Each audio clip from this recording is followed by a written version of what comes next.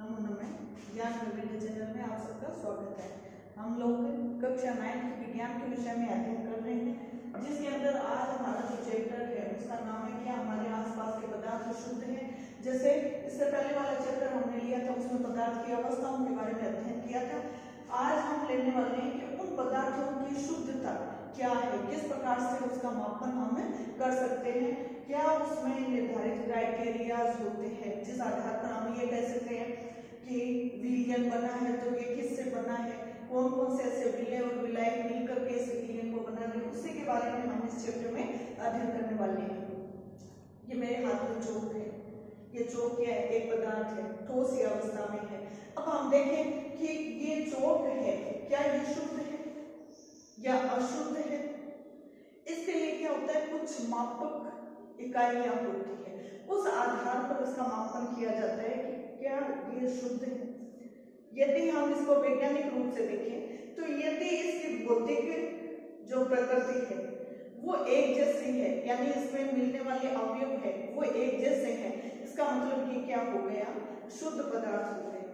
जैसे हम बात करें घी की या तेल की या दूध की, उनके ऊपर लिखा हुआ आता है शुद्ध, ठीक है। हमारी दृष्टि से तो वो शुद्ध है, लेकिन विज्ञान क्या कहता है, वो शुद्ध नहीं है। क्यों नहीं है? यदि हम दूध की बात करें तो दूध में हम देखेंगे जब उसको गर्म किया जाता है उसके ऊपर मलाई आती है, और मलाई से हमें पता है कि मक्खन या घी जैसी संरचना यानी वसा को हम प्राप्त करते हैं। दूध के अंदर प्रोटीन होता है, दूध के अंदर जल होता है। इसका मतलब कि वो क्या है, एक शुद्ध नहीं है। किस आधार पर, वैज्ञानिक तरीके से या वैज्ञानिक परिभाषा के अकॉर्डिंग हम नहीं कह सकते कि वो ये नहीं कहा जा सकता कि वो शुद्ध है। विज्ञान क्या मानता है कि यदि वो शुद्ध है तो उनकी रासायनिक प्रकृति क्या होनी चाहिए, एक जैसी होनी चाहिए। यदि हम उसको शुद्ध मान रहे हैं तो उनको पृथक करने का कोई मेथड होना चाहिए जिस आधार पर उनको हम अलग अलग पृथक कर सकते हैं। कहने का मतलब कि शुद्धता और अशुद्धता के आधार पर हम कह सकते हैं कि पदार्थ कैसे शुद्ध होते हैं, कैसे अशुद्ध होते हैं, ठीक है। अब इसी में हम आगे लेने वाले हैं कि ये जो पदार्थ है इनमें, जैसे अभी मैंने दूध का एग्जांपल लिया तो दूध में मैंने क्या पाया कि उसमें जल भी है, उसमें प्रोटीन भी है, उसमें वसा भी है। इसका मतलब बहुत सारे अवयव मिलकर के उस पदार्थ को बना रहे हैं। उस मिले हुए पदार्थ को हम क्या नया नाम देंगे, मिश्रण। कहने का मतलब कि मिश्रण क्या है, इसके बारे में हम देखते हैं। मिश्रण से क्या अभिप्राय है, मिश्रण क्या है, मिश्रण से क्या अभिप्राय है कि पदार्थों की विभिन्न अवस्थाएं अलग अलग हो सकती है, समान अवस्थाएं हो सकती है, मिलकर के एक ऐसे पदार्थ को संगठित करती है जिसके गुण मूल जो पदार्थ होते हैं उनसे कुछ डिफरेंट होते हैं। जैसे अभी हमने दूध की बात की तो दूध के अंदर हमने कहा वसा भी है, उसमें प्रोटीन भी है, उसमें जल भी है। यदि हम तीनों की सामूहिक रूप से चर्चा करते हैं तब तो वो दूध है। अगर हम देखें कि उसके अंदर वसा को हम पृथक करते हैं तो उसका कार्य अलग होगा, प्रोटीन को अगर हम अलग करते हैं तो उसका कार्य अलग होगा, जल को अगर हम अलग लेते हैं तो उसके रासायनिक संगठन या गुण है, गुण धर्म वो क्या होंगे, पृथक होंगे।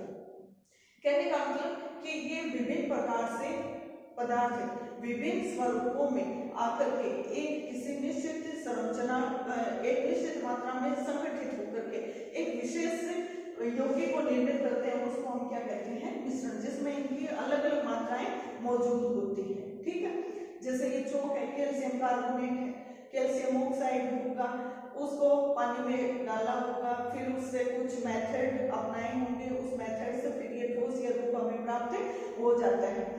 या हम एग्जांपल ले कि हमारी क्लास के अंदर हम 4 समूह को बना लेते हैं। 4 समूह का मतलब सपोज कीजिए 2 स्टूडेंट यहाँ पर रख दिए, उनको ए दे दिया, दूसरा ग्रुप बी बना दिया, तीसरा सी बना दिया, चौथा डी बना दिया, 4 ग्रुप बना दिए 2-2 बच्चों के। चारों ग्रुप में क्या किया कि मैंने इसको 50 मिलीलीटर जल दिया, इसको भी 50 मिलीलीटर जल दिया, और इसको भी मैंने 50 मिलीलीटर जल दिया, और सेम इसके पास में 50 मिलीलीटर जल दिया, ठीक है। अब हम क्या करते हैं कि ये जो हमने ये इस प्रकार से डिवाइडेशन किए हैं या 4 प्रकार के मैंने ग्रुप बना दिए। अब हम इसके अंदर मैंने क्या किया, मैंने चारों को फिर दूसरा कोई पदार्थ है इसके अंदर मिलाने के लिए दिया, जिसमें चारों में ही मैंने अलग अलग अवयव को शामिल किया। जैसे मैंने कॉपर सल्फेट लिया, जैसे मैंने नमक की मात्रा ली, या कुछ भी मैंने अवयव लेके 4 प्रकार के यौगिक हम मिलाते हैं। सपोज कीजिए इसको मैंने 50 ml जल दिया और मैंने कह दिया 1 टेबल स्पून इसके अंदर कॉपर सल्फेट क्रिस्टल होते हैं उसको डालना है। इसको मैंने कह दिया 2 टेबल स्पून कॉपर सल्फेट डालिए, ठीक है। इसको मैंने कह दिया कि इसके अंदर दूध को मिलाएं, ठीक है। दूध की कुछ मात्रा मैंने इसको दे दी कि जैसे 50 ग्राम दूध दे सकते हैं या कोई भी ऐसा अवयव दे दिए, ठीक है। 1 मिनट, ये दूसरे पदार्थ के अवयवों के बारे में बताएंगे, तो हम इसमें से जल को एक बार हटाते हैं जिससे आपको ये जो मिश्रण वाली बात है ये इजीली समझ में आते हैं। जैसे मैंने इसको कॉपर सल्फेट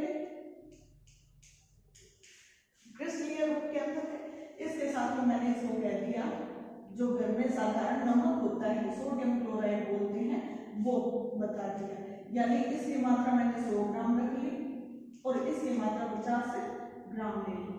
सेम यही यहाँ पर मैंने कहा इसको कॉपर सल्फेट के क्रिस्टल दिए, सोडियम क्लोराइड के दिए, इसके 100 ग्राम दिए और इसको भी मैंने 100 ग्राम दिए, ठीक है।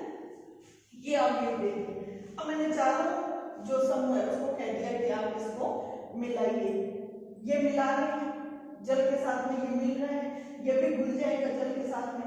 इनको आपस में मिला दिया, लेकिन ये दोनों अवयव क्या है, ठोस रूप में है, तो ये अलग से प्रतीत होते नजर आएंगे। ये भी ठोस रूप में है, अलग से ही प्रतीत होंगे। कहने का मतलब जब निष्कर्ष के रूप में हम देखेंगे कि इनको मिलाया तो एक जलीय विलयन बना, ठीक है, विलयन बन गया, यानी एक मिश्रण तैयार हो गया। ये भी क्या हुआ, एक विलयन बन गया और ये भी क्या हो गया, एक मिश्रण बना, ठीक है। और ये भी सेम मिश्रण का ही रूप हमें प्राप्त हुआ। लेकिन यहाँ पर कंडीशन थोड़ी सी चेंज आई। चेंज क्यों आई कि जिनके अंश भौतिक रूप से पृथक हम देख सकते हैं वो दोनों कैटेगरियां क्या थी, ये वाली थी। ठोस रूप था, जैसे मिट्टी के अंदर मैंने कोई अनाज के दाने डाल दिए, एक छोटे से पात्र में, या 2 चम्मच मैंने मिट्टी ली और 2 चम्मच उसमें कोई अनाज गेहूं के दाने डाल दिए, तो दोनों क्या है, भौतिक दृष्टि से एक दूसरे से अलग अलग है ना। उनको हम आसानी से देख सकते हैं, अलग कर भी सकते हैं।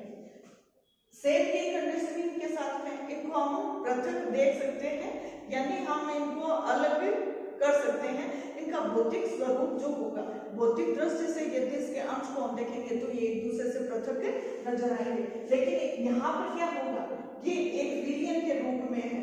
हम देखेंगे कि इसका पानी का कलर चेंज हो गया है, लेकिन ये थोड़ा हल्का नजर आएगा तो ये थोड़ा गहरा है, क्योंकि यहाँ पर मात्रा अधिक है, यहाँ पर मात्रा इससे कम है। ये हल्के रंग का होगा तो ये गहरे रंग का, रंग में भी परिवर्तन है। लेकिन हम ये नहीं कह सकते कि इसके अंदर कौन सा अवयव घुला हुआ है, लेकिन इसके अंदर हम आसानी से बता सकते हैं 2 भिन्न प्रकार के भौतिक स्वरूप लिए हुए अवयव जिनको हम इस मिश्रण के अंदर आसानी से देख सकते हैं। कहने का मतलब कि जब हम बात करें इसकी, तो इसको हम कहते हैं सममार्गी मिश्रण। सममार्गी का मतलब क्या है, विलयन रूप में आ गया, विलय है प्लस विलायक, दोनों मिलकर के एक सममार्गी विलयन को बना दें। ये भी क्या है, सममार्गी विलयन है। यदि मैं जल के अंदर तेल मिलाने को कहूँ तो वो क्या हो जाएगा, एक विषमांगी। विषमांगी का मतलब दोनों तरल है, दोनों द्रव है, लेकिन दोनों क्या है, एक दूसरे से पृथक है। तो ऐसी कंडीशन इसमें है कि ये एक दूसरे से पृथक है, इनको हम क्या कहेंगे, विषमांगी कहेंगे, विषमांगी मिश्रण या विलयन कहेंगे, ठीक है। जिनको हम अलग अलग स्वरूप में देख सकते हैं, जिनको हम एक जैसे रूप में, एक ही फॉर्म में देख सकते हैं, उनको समांगी कहेंगे, और जो पृथक होंगे भौतिक दृष्टि से जिनके अंश पृथक होंगे उनको हम क्या कहेंगे, विषमांगी विलयन या मिश्रण कहते हैं। ठीक है, इस प्रकार से हमने इनके दो प्रकार डिसाइड कर दिए मिश्रण के। जैसे हम घरों में यूज में लेते हैं, आजकल गर्मी का सीजन है तो हम क्या करते हैं, नींबू पानी बनाते हैं, जल लेते हैं, चीनी घोलते हैं, नमक भी डालते हैं, नींबू भी डालते हैं, सारे मिल जाते हैं, क्रिस्टलीय रूप में, ठोस रूप में चीनी, फिर भी वो क्या होती है, विलयन बन जाती है, तरल द्रवित रूप में आ जाती है। क्यों? क्योंकि उसमें घुलनशीलता है, और वो घुलनशीलता क्या कर रही है, उसको उस तरल के अंदर शामिल कर रही है, एक मिश्रण प्राप्त हो रहा है। ठीक है, यदि मैं नमक को पानी के अंदर घोल दूं, ठीक है, नमक लिया 1 चम्मच और उसको मैंने 1 लीटर जल के अंदर घोल दिया, विलयन तो मेरा बन गया, समांगी विलयन बन गया। जब इसको मैं गर्म करूंगी तो मैं ये चाहूंगी कि जल है उसमें से कि नमक पृथक हो जाए, तो इसके लिए क्या करना पड़ेगा, मुझे इसको गर्म करना पड़ेगा, और मैं इतना गर्म करूंगी आसवन विधि के आधार पर जल जो होगा वो क्या हो जाएगा, वाष्प बन जाएगा। ठीक है, वाष्प बनकर उठ जाएगा, नीचे ये जो नमक होगा वो क्या हो जाएगा, अवक्षेप के रूप में मुझे प्राप्त हो जाएगा, यानी NaCl फॉर्म में मुझे प्राप्त हो जाएगा। कहने का मतलब कि जल वाष्प बनकर उड़ गया और मैंने नमक को पुनः प्राप्त कर लिया, और इसको वाष्पीकरण हो चुका है। इसको यदि मैं किसी पात्र के ऊपर रख करके प्रशीतन की स्थिति में ला दूं तो ये क्या हो जाएगा, ठंडा होकर के जल फॉर्म में वापस से प्राप्त हो जाएगा, पुनः इनको प्राप्त किया जा सकता है। ठीक है, लेकिन कुछ मेथड होते हैं, उस मेथड के अकॉर्डिंग हम इनको प्राप्त कर सकते हैं। जैसे गेहूं है, गेहूं के अंदर कंकर है, या गेहूं के अंदर बाजरा मिला हुआ है, या दूसरे अवयव मिले हुए हैं, तो उनको हम क्या करते हैं, बीनते हैं, साफ करते हैं। साफ करने का मतलब क्या है, भौतिक दृष्टि से वो एक दूसरे से पृथक है, आसानी से हम उनको देख करके पृथक कर सकते हैं। लेकिन ये विलयन बना हुआ है, इसको पृथक करने के लिए हमें क्या करना पड़ेगा, कोई विधि ऐसी अपनानी पड़ेगी जिससे कि ये दोनों अवयव एक दूसरे से पृथक हो जाए, जिस आधार पर इनको हम पृथक करके जिस अवयव को हमें प्राप्त करना है उस अवयव को हम पुनः प्राप्त कर सकते हैं। कहने का मतलब कि इस प्रकार के अवयवों को पृथक करने के लिए हमें कुछ मेथड अपनाने पड़ेंगे, और उसी के बारे में इसमें आगे आपके दिया हुआ है, जिसको हम कुछ समय के बाद में अध्ययन करेंगे, या नेक्स्ट पीरियड में हम उसके बारे में अध्ययन करेंगे। ठीक है, अब हम लेते हैं मिश्रण क्या है, ले लिया, मिश्रण के प्रकार के आधार पर देख लिया कि जो विलयन है, विलयन समांगी मिश्रण है या विषमांगी मिश्रण है, उस आधार पर हम देख चुके हैं। लिक्विड फॉर्म में विलयन मान लिया, द्रवित रूप में आ सकता है, ठोस रूप में आ सकता है, किसी भी रूप में विलयन को हम प्राप्त करते हैं, मिश्रण को हम प्राप्त करते हैं। अब हम ले रहे हैं विलयन, दूसरा हमारा है विलयन। विलयन से क्या अभिप्राय होता है, कोई भी लाइफ उसके अंदर यदि हम विलय की कुछ मात्रा को डाल देते हैं तो हमें क्या प्राप्त होता है, हमें प्राप्त होता है विलयन। अभी हमने एक एग्जाम्पल से भी लिया था, विलय के रूप में जिसकी मात्रा ज्यादा होगी उसको विलय कहेंगे, जिसकी मात्रा कम होगी उसको हमें विलय कहेंगे। जैसे जल सोडियम क्लोराइड, चीनी हो सकती है, इन दोनों से मिलने वाला जो विलयन होगा वो क्या होगा, जलीय विलयन, विलयन कहते हैं। ठीक है, एक ही फॉर्म में आ गया, और इसको पृथक करने के लिए अभी हमने मेथड अपनाया था। ठीक है, कहने का मतलब सिर्फ हमें ये ध्यान में रखना है विलयन क्या होता है। विलयन से अभिप्राय क्या है, विलायक प्लस विलय। विलायक वह मात्रा होती है जो घोलने वाला होता है, विलय वो मात्रा होती है पदार्थ की जो घुलने वाला होता है। हमेशा विलायक की मात्रा अधिक होगी और विलय की मात्रा कम होगी। विलय हमेशा कम रहेगा, विलायक हमेशा अधिक मात्रा में रहता है। अब जैसे अभी हमने एक एग्जाम्पल लिया था, उसी आधार पर हम विलयन के भी एग्जाम्पल लेते हैं, या एक क्लास के ग्रुप को वैसे ही डिवाइड करते हैं। ठीक है, ये 4 हमने ग्रुप बनाए थे। ठीक है, अब थोड़ा सा हम चेंज लेंगे कि किस प्रकार से हमें जो विलयन है उसको अवयव ऐसे हैं जो कि हम मिला करके उनमें से कुछ प्रोसेस को अपनाते हैं। उन प्रोसेस के आधार पर हम देखते हैं कि कैसे अवयव प्राप्त होते हैं। जल की मात्रा तो हमें लेनी है, उसके साथ में जैसे मैंने लिया 1 टीस्पून कॉपर सल्फेट जल की मात्रा लेनी है, इसके साथ में 2 टेबल स्पून कॉपर सल्फेट की। तीसरे में भी जल तो मुझे लेना ही है, जल के साथ में अब दूसरा अवयव लेंगे, कॉपर सल्फेट वाला हो गया, यहाँ 1 टीस्पून था, यहाँ 2 टीस्पून है। जल के साथ में यहाँ पर मुझे कोई दूसरा अवयव लेना है जो कि विलयन की किसी दूसरी अवस्था को मैं बता सकूं, तो क्यों ना मैं जौ का ही पाउडर ले लूं।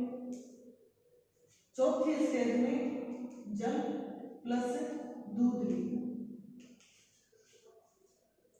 अब मैं इन चारों ग्रुप वालों को कहूंगी एक साथ इनको मिला लो, बीकर के अंदर ले लिया और इनको हिलाना है। हिला लिया, हिलाने पर देखा कि ये भी घुल गया, ये भी घुल गया, ये भी क्या हो रहा है, उसके साथ में गति कर रहा है, जल के साथ में चौका पाउडर गति कर रहा है, और ये भी क्या हो गया, जल के साथ में घुल गया। ठीक है, उसके बाद में मैंने कहा इसको कुछ समय के लिए छोड़ दो, 10 मिनट, अबाउट 10 मिनट, 10 मिनट छोड़ दिया, शांत छोड़ दिया। अब मैंने क्या किया, उन बच्चों से कहा कांच के ट्रांसपेरेंट गिलास है, उनके अंदर ये विलयन मौजूद है। मैंने कहा एक टॉर्च लेकर आओ, टॉर्च से चारों ग्रुप वाले चेक करो क्या इसमें से प्रकाश की मात्रा जाती हुई नजर आती है। तो उन बच्चों ने देखा, या आप लोग जब ये प्रैक्टिकल करोगे तब आप पाओगे यहाँ से प्रकाश की किरणों का जो प्रवेश है वो लगभग न के बराबर है, यहाँ भी नहीं होता है।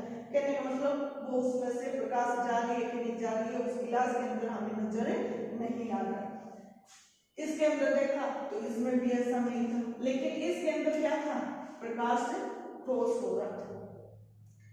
जब प्रकाश की किरणें उस गिलास में से मुझे दिखाई दे रही है, या आप महसूस करोगे कि यहाँ से ये प्रकाश जा रहा है, तो इसका मतलब ये जो क्रिया जिसके द्वारा हो रही है वो विलयन क्या है, एक भिन्न क्वालिटी वाला, एक भिन्न क्रिया को दर्शाने वाला है, जिसको हम अलग ही नाम से जानेंगे। ठीक है, दूसरा प्रकाश की किरण इसके अंदर से जा रही है, इसका मतलब इसके कण इतने छोटे हैं कि प्रकाश की किरणों का मार्ग प्रशस्त कर रहे हैं, यानी प्रकाश की किरणों को वहां से गुजरने के लिए उस कण के बीच में ऐसा स्पेस है जो कि आसानी से इस प्रवेश को वो रोक नहीं पा रहे, उसको प्रकीर्णित कर रहा है।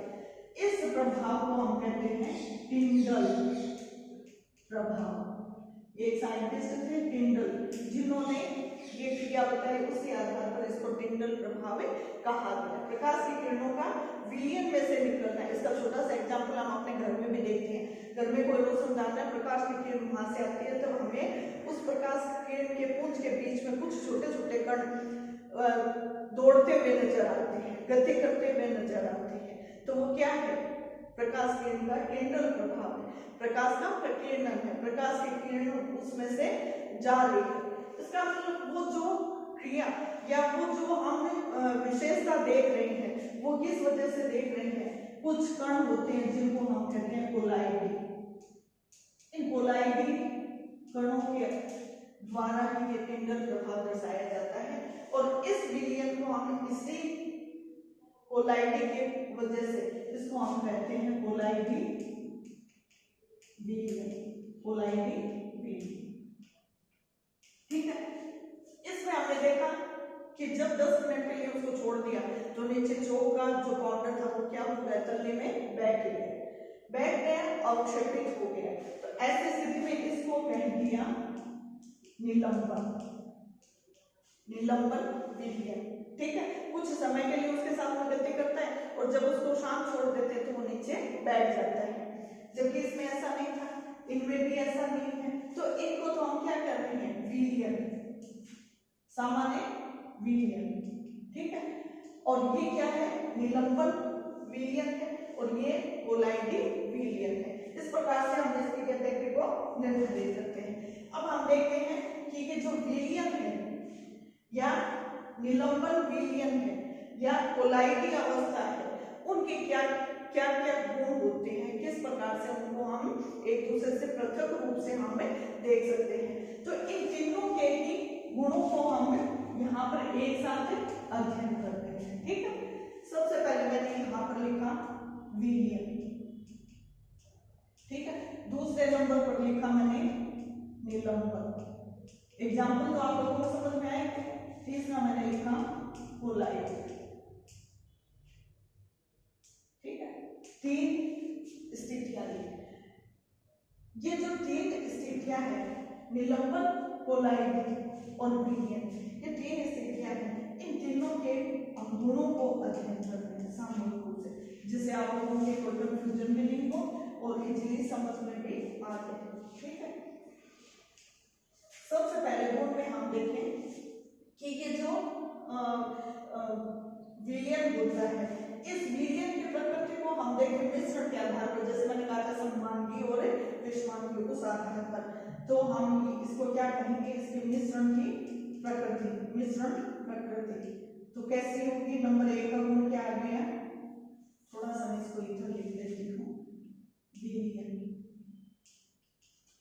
और इसको यहाँ पर लिख देते हैं मिश्रण प्रकृति। ये गुण वाला गुण है। ठीक है, इसको हम लेते हैं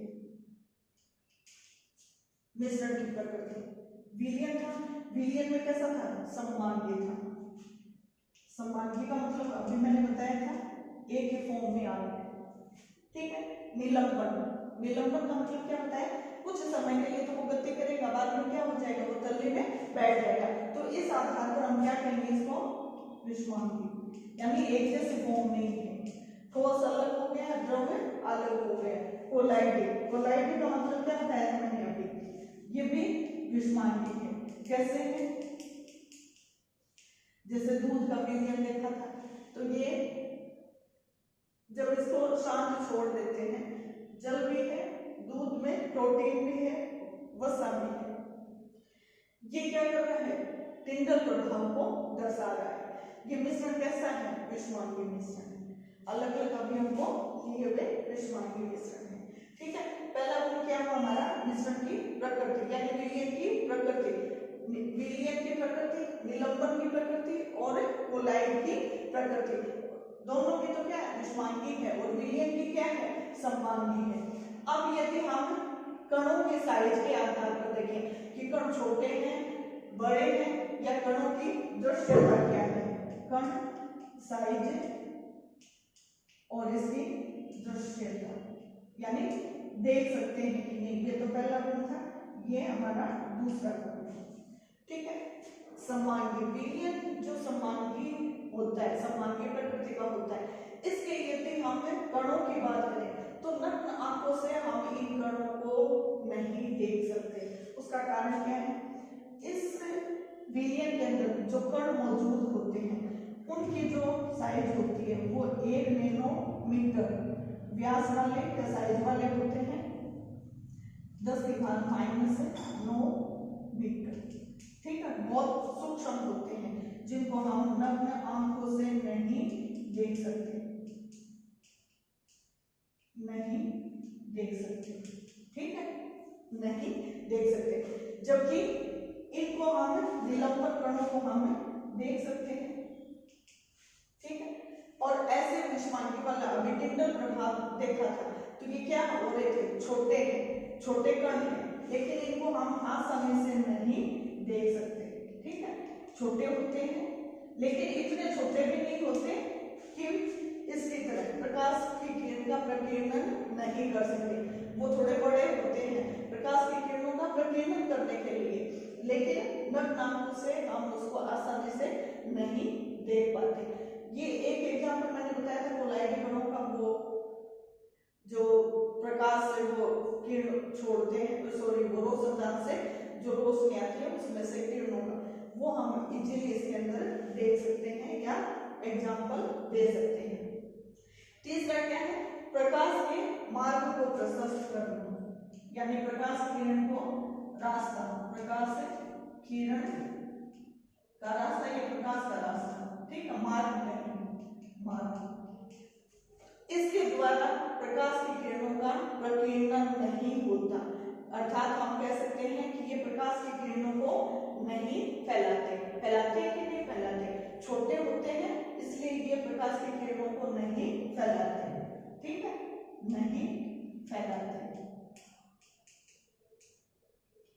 जबकि निलंबन वाले जो होते हैं ये प्रकाश की किरणों को फैला सकते हैं, लेकिन इतना नहीं फैला सकते जितना कि हम कोलाइडी के अंदर लेते हैं। कोलाइडी वाले क्या होते हैं? प्रकाश की किरण को इजीली फैला देते हैं, प्रकीर्णन की क्रिया को दर्शाते हैं। तो इसमें मैं ऐसे लिखूंगी कि ये नहीं फैलाते और ये क्या करते हैं? टिंडल प्रभाव को दर्शाते हैं, टिंडल प्रभाव, ठीक है, उसको दर्शाते हैं। चौथा, इन्हीं से जुड़ा हुआ कि इनको हम पृथक कर सकते हैं या नहीं। कहने का मतलब कि ये जो विलयन है या निलंबन है या कोलाइडी, विलय और विलय है, इनकी प्रकृति को हम स्थायी या अस्थायी रूप से देखें तो हम क्या कहेंगे? स्थायी या अस्थायी। जब हमने इनको मिलाया था तब तो ये क्या हो गए थे? मिल गए थे, और जब शांत छोड़ दिया तब भी क्या थे? वो मिले हुए थे, यानी शांत छोड़ने पर ये पृथक नहीं हुए। इस स्थिति पर हमने क्या कह दिया कि ये स्थायी होते हैं, ठीक है। जबकि निलंबन वाले क्या थे? निलंबन वाले क्या थे? चौक नीचे बैठ गया था, जल ऊपर आ गया था, इसका मतलब ये क्या है? अस्थायी, अस्थायी विलयन बना था। और ये भी क्या होगा? कोलाइडी भी क्या होगा? अस्थायी होगा। पृथक पृथक होते हैं, दूध अलग है, जल अलग है, वसा अलग है, प्रोटीन अलग है। तो इस प्रकार से हम कह सकते हैं, सॉरी, जब इनका विलयन हम देख रहे हैं तब तो वो क्या है? एक जैसा है। और जब प्रकाश की किरण इसमें से गुजर रही है तब भी क्या है? इसकी प्रकृति एक जैसी है। ये प्रकाश की किरण को फैलने नहीं देता और वो प्रकाश की किरण को फैलने देता है। सिर्फ ये अस्थायी होता है और ये क्या होता है? विलयन की तरह ही स्थायी होता है। शांत छोड़ दिया फिर भी वो वैसा वैसा विलयन के रूप में या उस प्रकृति के रूप में मौजूद है, ठीक है। अब इनको पृथक करने की मेथड के बारे में हम देखें तो विलय और विलय, यहाँ पर हम आसानी से, जैसे छानक होता है, छानने वाली चलनी होती है, वैसे ही एक झिल्ली बनी हुई होती है और क्रोमेटोग्राफी पेपर या इस प्रकार का पेपर होता है, उससे यदि हम इनको पृथक करने की कोशिश करें तो ये पृथक नहीं होते, क्योंकि ये तो विलयन है, दोनों आपस में मिले हुए हैं। जैसे नींबू का पानी हमने बना लिया और उसको हम जल्दी से छानने की कोशिश करें तो नींबू का रस अलग नहीं मिलेगा, चीनी का रस अलग नहीं मिलेगा और पानी अलग नहीं मिलेगा। इसका मतलब इनको हम छन्नक पत्र के द्वारा पृथक नहीं कर सकते विलयन को, ठीक है। निलंबन को चौक का पाउडर वाला है, तो अगर हम छानने की कोशिश करेंगे तो चौक का पाउडर चलने से ऊपर रह जाएगा और जल नीचे चला जाएगा, तो इसको हम क्या कर सकते हैं? पृथक कर सकते हैं। इसको हम पृथक सामान्य तौर पर नहीं कर सकते, लेकिन जैसे दूध है उसको हमने जमा दिया और जमाने के बाद में उसको मिक्सर में हमने घुमाया या बिलोने से हमें उसमें से मक्खन को पृथक करते हैं, तो उस मेथड को हम कहते हैं अपकेंद्रीकरण। तो अपकेंद्रीकरण विधि के द्वारा, इसमें इधर लिख देती हूं मैं, पता नहीं आपको दिखे या नहीं, अपकेंद्रीकरण मेथड के द्वारा इसको पृथक किया जा सकता है। इसके बारे में थोड़ी सी और मैं जानकारी दे दूं। ये जो कोलाइडी विलयन होता है इसमें दो प्रकार की प्रावस्थाएं होती हैं, एक तो परिक्षिप्त और एक होता है परिक्षेपण। यानी परिक्षेपण विलय के रूप में हो गया, परिक्षिप्त जो उसमें विलय के रूप में हो जाता है। परिक्षिप्त प्रावस्था जो है वो तो क्या है? विलय कण होंगे जिनकी कणों की साइज है वो विलय से बहुत छोटी होती है, ठीक है। इसके अंदर विलय जो होता है, विलय कण, उसकी साइज विलय कण से छोटी होती है, ठीक है, छोटी होती है। इसकी तो होती है 10⁻² से 10⁻8 सेंटीमीटर और इसकी होती है 10⁻⁴ से 10⁻⁷ सेंटीमीटर, ठीक है। कहने का मतलब विलय के कण छोटे होंगे, विलय के कण क्या होंगे? बड़े होंगे कोलाइडी अवस्था में। परिक्षिप्त प्रावस्था और परिक्षेपण क्या होता है? परिक्षिप्त विलयन के अंदर निलंबित कण होते हैं, इसके अंदर परीक्षित प्रावस्था और परिक्षेपण कण। ठीक है, परिक्षिप्त प्रावस्था परिक्षेपण उसके अंदर मौजूद रहेगा। विलायक के कण जैसे अभी हमने लिया कि ये परीक्षिप्त प्रावस्था जो है वो कैसे प्राप्त होगी, जब विलय के फॉर्म में कण जो होंगे वो इसके अंदर मौजूद रहेंगे। विलय के कण इसमें परीक्षिप्त प्रावस्था में मौजूद रहेंगे। और परिक्षेपण का मतलब क्या होता है? परिक्षेपण का मतलब होता है कि एक ऐसा निलंबन कण जो कि इसके अंदर निलंबित अवस्था में रहता है। ये तो हो गया कोलाइडी अवस्था और ये हो गई निलंबित प्रावस्था। तो दोनों का मिलाकर के ये कोलाइडी अवस्था को बनाता है, कोलाइडी स्थिति को बताता है। इसके एरोसोल इस प्रकार के एग्जांपल होंगे जो कि हम नेक्स्ट उस चैप्टर में लेंगे। अभी के लिए आपके सामने ये है, इसको देखिए। फिर हम लेते हैं विलयन जो है इसकी सांद्रता से संबंधित। ये तीन प्रावस्थाएं आपको बताई है इसके, ये एक बार आप देख लीजिए, शॉर्ट फॉर्म में बताई है, इजीली आपके समझ में आ जाएगी। ठीक है, तो आज मैं इसको फटाफट साफ कर देती हूँ। अभी बस सांद्रता वाला है वो फटाफट हम लेकर के इस चैप्टर को कुछ एक जो पॉइंट्स हमने लिए हैं उनके बारे में हम रिवीजन करेंगे जो कि कल करने वाले हैं। आज इसके सांद्रता के बारे में और बता देती हूँ, बस उसके बाद में तुम्हारा ये चैप्टर का कुछ पोर्शन पूरा हो। ठीक है, विलयन की सांद्रता, विलयन की सांद्रता से क्या अभिप्राय है? विलयन की सांद्रता से क्या अभिप्राय है कि जब हम विलायक प्लस विलयन विलय इन दोनों को जब हम मिलाते हैं तब हमें विलयन की सांद्रता प्राप्त होती है। जैसे विलयन की सांद्रता से अभिप्राय हो गया कि यदि मैंने एक गिलास पानी लिया उसमें 5 चम्मच चीनी को घोल दिया। ठीक है, एक गिलास पानी है और इसमें 5 चीनी है, उसको घोल दिया, घुल गया। अब सपोज कीजिए मैंने 6 चम्मच और डाल दी, 1 चम्मच और प्लस कर दी, वो भी घुल गई। फिर 1 चम्मच और कर दी, फिर 1 चम्मच और कर दी।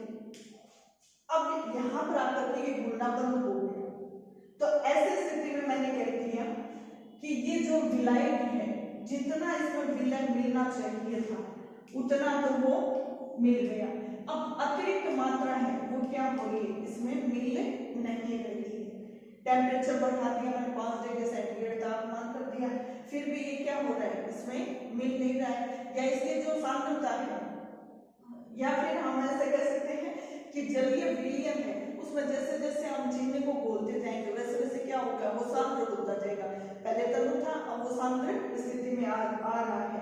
तो ऐसी स्थिति में इसके अंदर और अधिक घुलने के चांसेस में नहीं है। तो ऐसी स्थिति में पहले भी मैंने बताया था, इसको हम क्या कहेंगे, संतृप्त विलयन। समांगी मिश्रण है संतृप्त विलयन। विलय की वह मात्रा जो विलायक में आसानी से घुल जाए। ठीक है, घुल जाए। दूसरा असंतृप्त विलयन। असंतृप्त का मतलब क्या होता है, असंतृप्त विलयन से क्या अभिप्राय है कि यदि संतृप्त विलय की मात्रा से और भी कम मात्रा में विलय को डाला जाए तो ऐसी स्थिति में कम विलय किससे, संतृप्त विलयन से। संतृप्त विलयन से विलय की मात्रा क्या हो, कम हो, तो ऐसी स्थिति में वो जो विलयन प्राप्त होगा उसको हम क्या कहते हैं, असंतृप्त कहते हैं, जिसमें विलायक और विलय दोनों का रेशो में क्या आ गया, संतृप्त से अंतर आ गया। ठीक है, एक चीज और बता देती हूँ, दोनों विलयन और सांद्र विलयन, दोनों विलयन से अभिप्राय होता है कि विलायक जो होता है यानी घोलने वाला जो होता है, घोलने वाला जैसे जल लिया, और इसकी मात्रा विलय से अधिक हो, विलय का मतलब घुलने वाला, इससे अधिक हो, तो ऐसी स्थिति में उसको हम क्या कहेंगे, तनु विलयन कहेंगे। सांद्र विलयन का मतलब क्या होता है, विलय की मात्रा विलायक से अधिक हो, तो ऐसे स्थिति में जो विलयन प्राप्त होगा उसको हम क्या कहेंगे, सांद्र विलयन कहेंगे। तनु जिसमें जल की मात्रा अधिक है, सांद्र जिसमें जल की मात्रा कम है। एक तो हम लेते हैं चीनी की चाशनी जिसमें 3 या 4 दान की हम चाशनी बोलते हैं, गाढ़ी चाशनी, और एक हम लेते हैं चीनी का घोल बना लिया, नींबू पानी या कोई भी इस प्रकार से घोल बनाया, तो उन दोनों में अंतर है। तो नींबू पानी बनाने उसमें जो चीनी का घोल है वो तो क्या है, तनु स्थिति में, और जो चाशनी फॉर्म में है वो क्या है, सांद्र विलयन है। अब हम देखते हैं कि ये जो सांद्रता हम निर्धारित कर रहे हैं वो हम विलय और विलायक के कणों के आधार पर, यानी विलयन का जो द्रव्यमान है या आयतन है वो विलायक और विलय के द्रव्यमान और आयतन से संबंधित कैसे हम ज्ञात कर सकते हैं। इसके लिए इसकी जो सांद्रता है उस सांद्रता को ज्ञात करने के लिए 3 प्रकार की विधियों को हम काम में लेते हैं, यानी विलायक की मात्रा है वो द्रव्यमान या आयतन में हो, और ऐसे विलय पदार्थ की मात्रा उसके अंदर हमें दी हुई हो, तो हम विलयन की सांद्रता को कैसे ज्ञात करते हैं, इसके लिए 3 विधियां हैं जिनका हम छोटा सा न्यूमेरिकल पोर्शन में आता है उसको हम यहाँ पर देख रहे हैं। सबसे पहले हम लेते हैं कि विलयन की जो सांद्रता है, यदि हम द्रव्यमान और विलयन द्रव्यमान के आधार पर ले तो हम कैसे लेते हैं, जैसे सबसे पहले विलय द्रव्यमान और विलयन द्रव्यमान का प्रतिशत, इनको हम ले तो कैसे ले, विधियां हैं द्रव्यमान और आयतन को ज्ञात करना।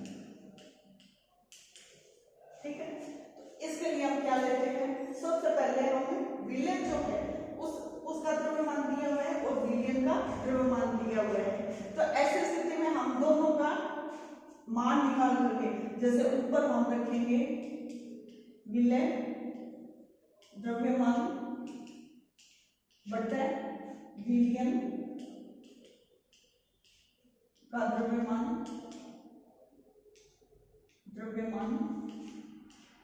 इनको हम क्या कर देंगे, 100 से गुणा कर देंगे, तो हमारे पास में क्या आ जाएगा, विलयन का द्रव्यमान आ जाएगा। विलयन का द्रव्यमान का मतलब क्या है कि विलयन का द्रव्यमान से अभिप्राय क्या हो गया कि द्रव्यमान को और विलयन का द्रव्यमान प्रतिशत में हमें ज्ञात करना है, तो विलय का द्रव्यमान में हम विलयन के द्रव्यमान का भाग दे करके 100 से गुणा कर देंगे, तो विलयन का द्रव्यमान हमें प्राप्त हो जाता है। इस प्रकार से हम इसकी परिकल्पना कर सकते हैं। ठीक है, ये तो आ गए द्रव्यमान।